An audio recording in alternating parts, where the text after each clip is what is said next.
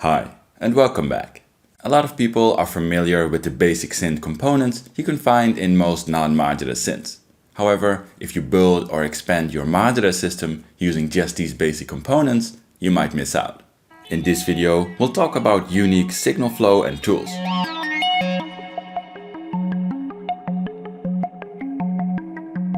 Unconventional sound generation,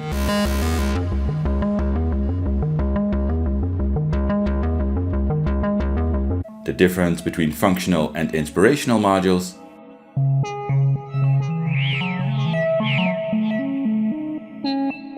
and sound design concepts.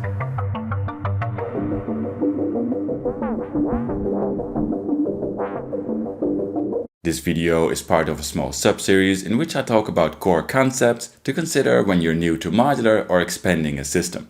In the previous video, which you can find here, I talked about those basic synth components. This time though, I'll explore another side and use this system asking what makes a modular unique and why to go for or consider the less conventional and uncommon modules. Of course, I'll also just have fun with this system and demonstrate some examples. As always, if you want to support my videos or you want to get access to PDF sheets with hundreds of patch ideas I used in my videos, have a look at my Patreon. You can also support my channel through affiliate links in the video description. But now, let's dive right in. For this video, I use my chaos system. And to be fully transparent, over the last year, all these modules were sent to me because I made detailed videos about them. This video is completely my own topic though. I'm enjoying this setup a lot and it's perfect for today. That's because Chaos Devices is a company that hardly makes any regular modules. At the moment, both oscillators they make are quite big and kinda weird in a good way. They make an entire series of modules around the pretty tough to grasp but fun concept of 8-bit conversion. Their envelope generator doesn't have any dedicated control over attack decay times and so on. But it's exactly those kind of things I like to take as an example and talk about. With bird's eyes though, if you're not familiar with these modules, there's a big oscillator here, a stereo filter, no dedicated VCAs but I'll explain that in a minute, a quad modulator, a stereo multi-effect, stereo frequency shifter, stereo band isolator and stereo mixer, and a selection of the 8-bit modules that can do lots of things like gate and pattern generation, audio mangling and wave shaping. I did detailed videos on most of the modules I use today. You can find those here if you'd like to learn more. A big part of a unique modular system is creating a custom signal flow and using the right tools. Everybody recognizes the fancy filters or big effects modules, but what makes a system unique in the first place is a workflow for a specific system created by a musician with clear goals. Quite often, this includes modules that are pushed to the max using all their abilities and hidden functions to maximize the possibilities. Knowing what modules can do means knowing what you don't need and can leave out. In this setup, a good example of that is Sadar. It's sort of the underdog in the corner, but because of all it can do, it ties this whole system together and makes this a functional setup. I'm not going in depth with this module, but in short, it has 4 channels. A, B, C, and D. Each has a selectable shape, from standard LFO and envelope shapes to complex and unique shapes. Of course, they can be triggered or looped and so on. Among other things, each channel also has a speed control, a warp control, and a level control.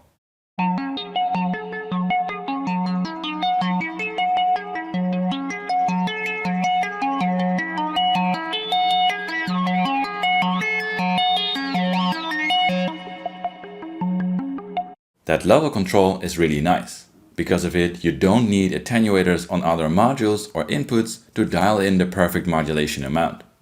For example, I could patch modulation directly to the second filter frequency input on Zagreb, which doesn't have an attenuator like the first input, but still apply a subtle amount of modulation. On top of that, all parameters can be controlled via CV input. So you have voltage control over things like shape morphing, frequency or the output level. And that last one basically means each of the channels has a built-in VCA. And that's crucial for the signal flow in this setup. Here's a quick example using just oscillator Sophia and the filter. The oscillator's wave shape is modulated with the classic plucky envelope, but because it's set to looping, I will call it an LFO. That LFO's frequency is modulated with another LFO. No attenuator is needed because you can set the modulation strength on the modulating LFO itself. The filter is modulated with a more complex rhythmic LFO, and that LFO has its level modulated with another LFO. To be clear, all 4 LFOs are just channels of Zadar, and there's no need for a VCA to modulate the level.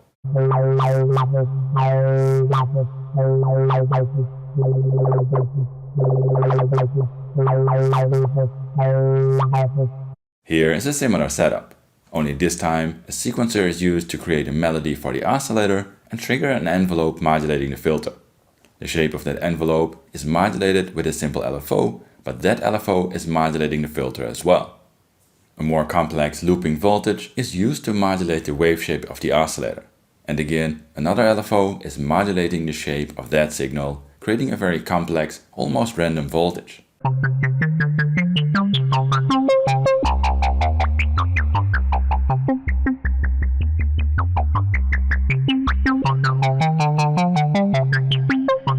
Zadar has just a few menu pages to set things like modulation depth, loop or trigger amount, and so on.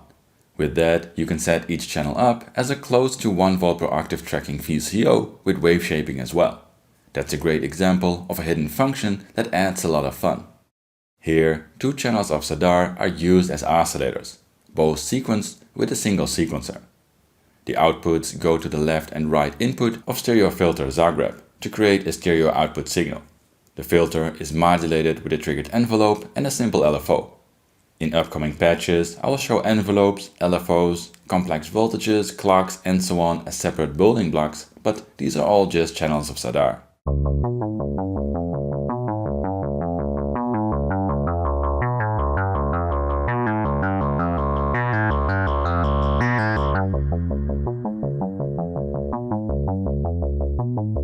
These patches were a bit simple, but you get the point.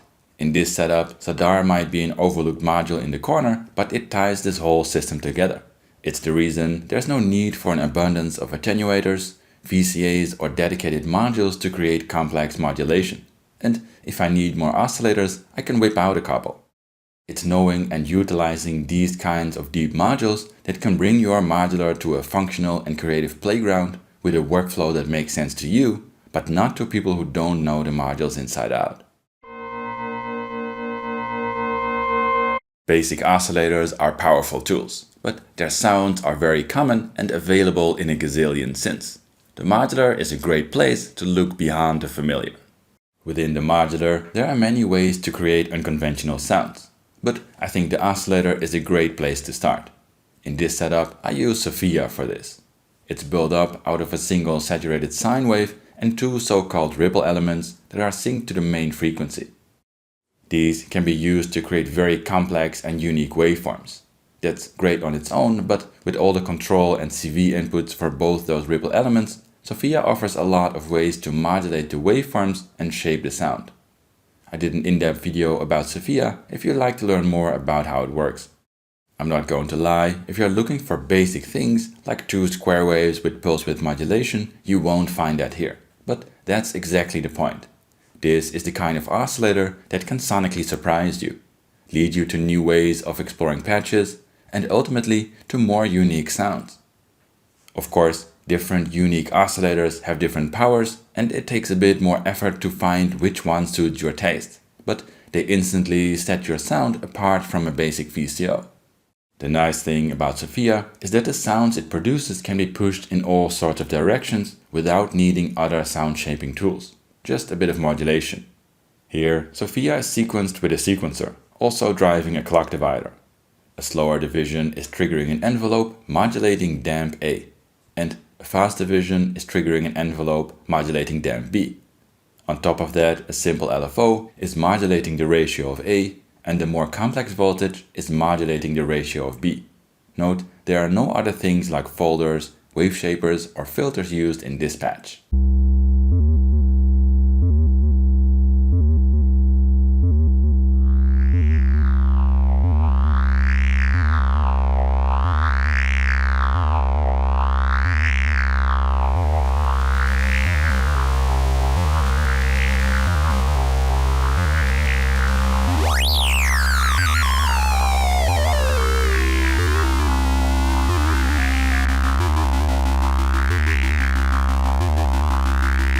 Here's a similar setup without any other sound shaping tools than Sophia.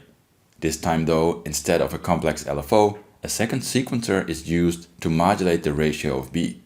This second sequencer is synced to the first and set to 7 steps, so nice shifting patterns are created. The complex voltage is used to modulate the warp of element B.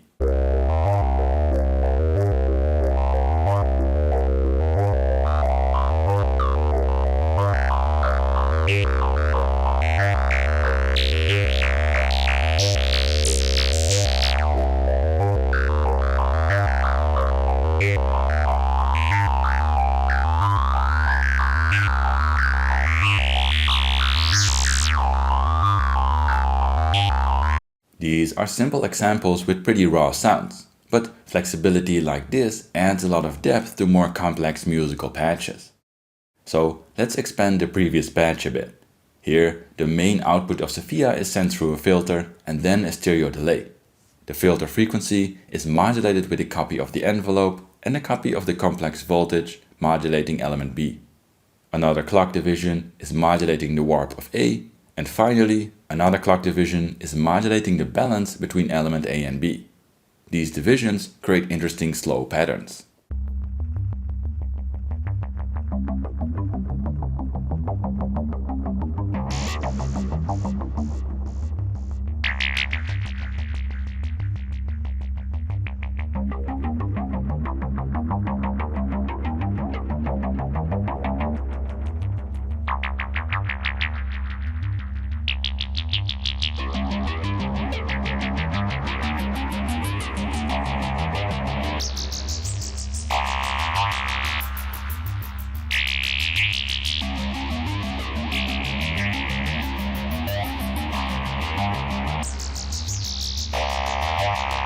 Here's the same patch, but an octave higher and with a few tweaked settings.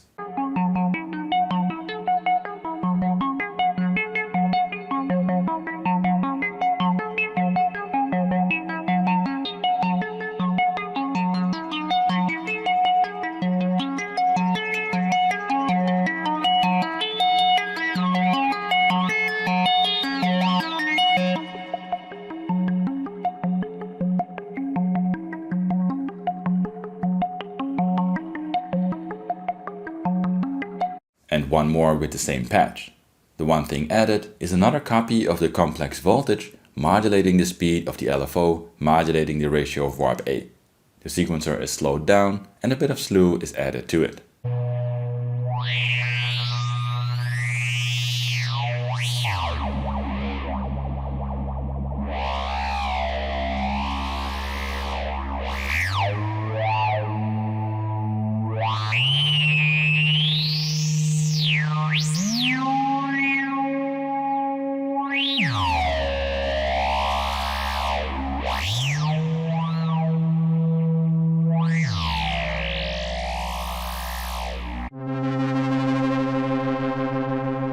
Inspirational modules are an easy way to a fun and unique system. Here's what I mean by that. There are modules that are not so inspirational. For example, I love this wasp filter. I own 2 of these.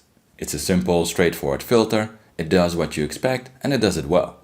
So there's nothing wrong with that at all. I'm not saying this is a bad module, it's actually good. But it's a tool you patch in the right place, use how you're supposed to, and that's it. Modules on the other side of the spectrum I like to call inspirational modules. These are the kind of modules that can suddenly surprise you when patching, wake you up at night because they give you an idea you need to test, bring out undiscovered aspects of other modules, or lead you to new ways of patching and exploring sounds. When you are starting with modular, these inspirational modules are among the most confusing, so also easy to skip over. But at the same time, they are the kind of modules that make sure you get involved with your system. They can easily be the reason you decide going modular was a good choice because they open up fun and creative patch ideas, and a good chance you get depth and patching fun out of your sonic journey.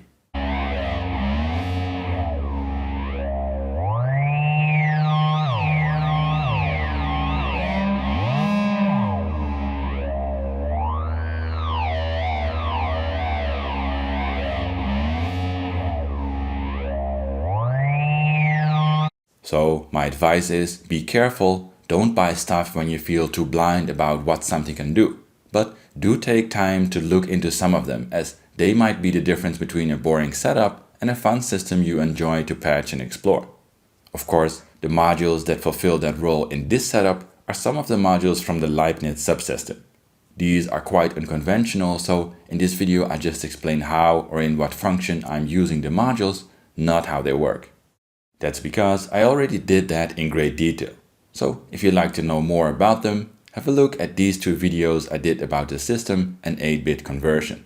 However, I do want to give you a rough feeling of what I mean, so here are a few patch ideas. Here, Sophia is used as main oscillator, sent through a filter and stereo delay. A sequencer is tuning the voice and driving a clock divider, as well as the clock input of the digital to analog converter side of Dresno. A slow division is triggering an envelope, and that is used as input for Dresno, which is now creating interesting tempo synced gate patterns. One is used to trigger a complex envelope, modulating the dry-wet mix on the delay. One is triggering a plucky envelope, opening the filter. One is triggering a slow envelope, modulating the ratio of B and the shape of the plucky envelope. And the fourth gate pattern is used as modulation source on the ratio of A.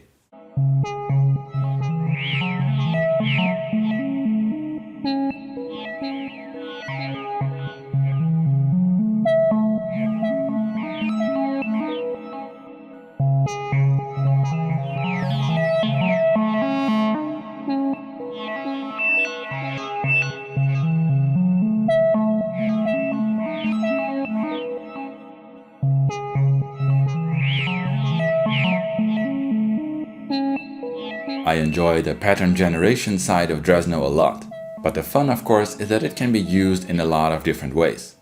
In this setup, Sophia is used without any modulation. The main output is sent to a stereo mixer.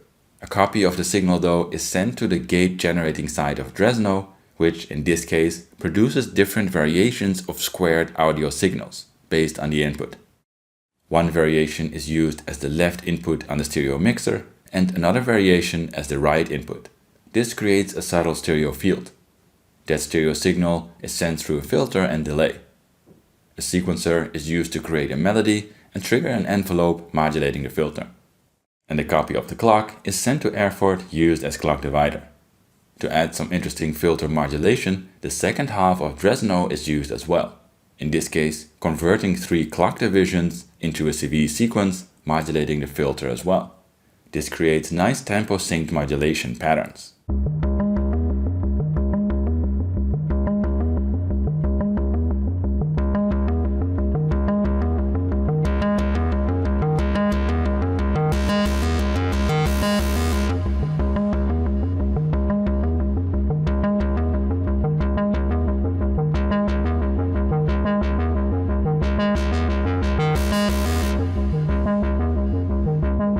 These are just two examples of how Dresno can be at the heart of different patches. Again, look at the videos I made about the Leibniz subsystem to get a better idea of the possibilities. Dresno alone can do a lot more, and there are a lot of modules to expand on the subsystem, for example with Jena. There's one more example I want to share in this chapter. Here, Sophia is used as the left input of a stereo filter, and Zadar at audio rates through Dresno and Jena is used as the right input of the stereo filter. Both oscillators are sequenced. The main sequencer is clocking a divider, an envelope, and a second sequencer. One clock division is syncing the delay, and to add depth to the voices, another clock division is triggering an envelope, modulating the wave shape of Jena. And the free-running complex LFO is modulating ratio B on Sophia. This creates a complex dual voice.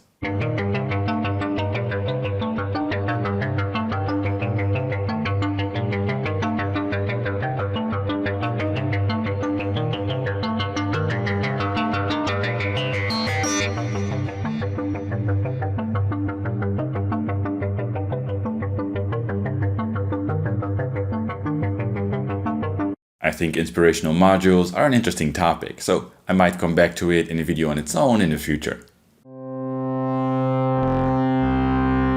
With a fast-growing amount of powerful non-modular synths, it's worth to think about what makes your modular stand out when it comes to sound design. Of course, sound design is a very wide topic. The oscillator plays a central role in synthesis, which is why we talked about that already. But of course, things like filters and effects play a huge part as well. Within the modular though, basically everything contributes to what's possible when it comes to sound design.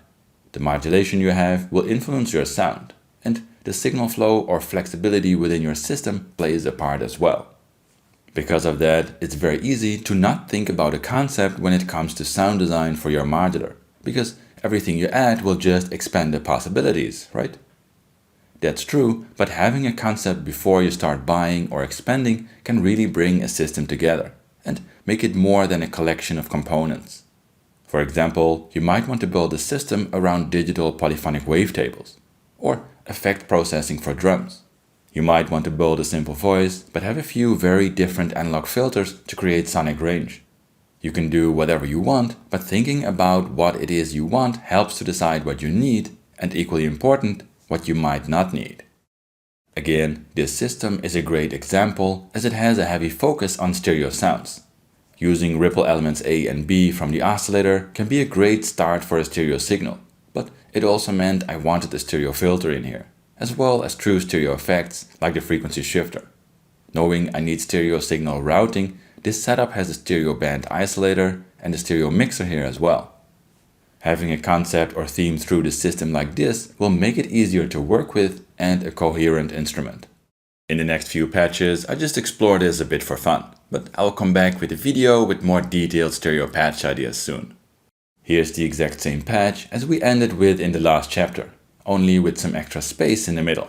That's because in this patch, the stereo signal from the filter is sent through katois, the stereo multiband isolator, then onto a stereo mixer and then the stereo delay.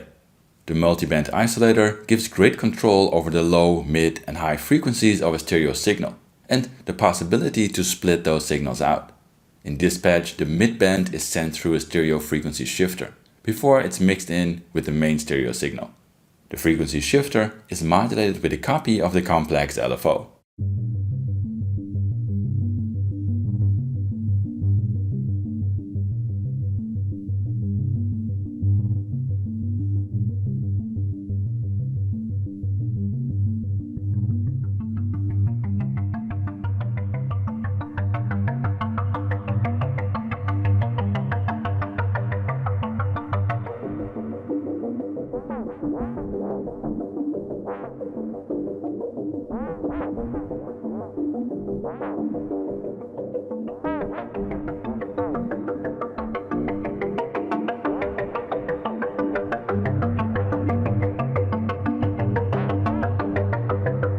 Here's the same patch, but slowed down and again with some slew in the sequencers.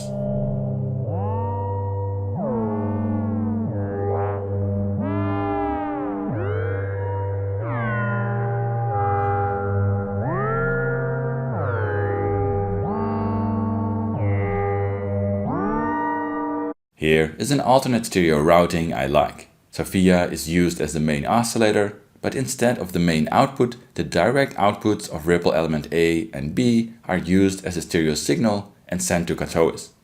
To add some depth, both the ratio of ripple elements A and B are modulated with an LFO. Katois splits the stereo signal into 3 bands. The midband is sent to a stereo mixer directly. The low band is sent through a frequency shifter and the high band through a delay. All is mixed and sent through a filter. A sequencer is creating a melody and triggering an envelope, and the effect modules are modulated with LFOs. Katois can be used to control the different sections of the sound.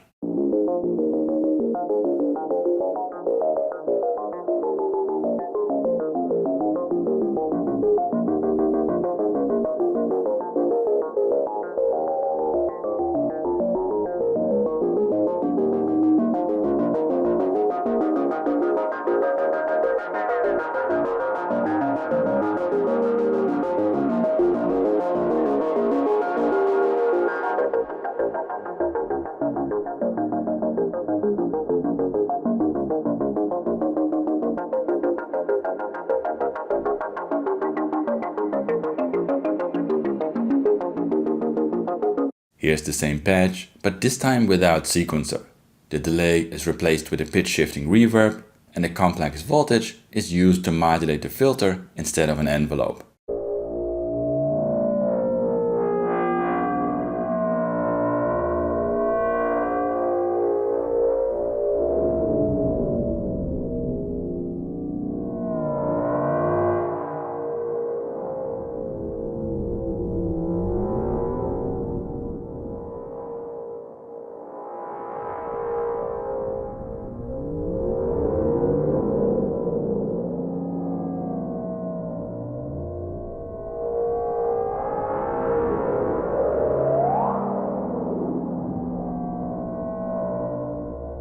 I hope this video gives you some interesting food for thought. There's a lot here I'd like to come back to in more detail, so let me know if you have any questions. In the meantime, you can have a look at my modular videos here, and as always, smash that like, subscribe and bell button if you want to see more modular content from me. But that's it for now, thanks for watching and see you next time.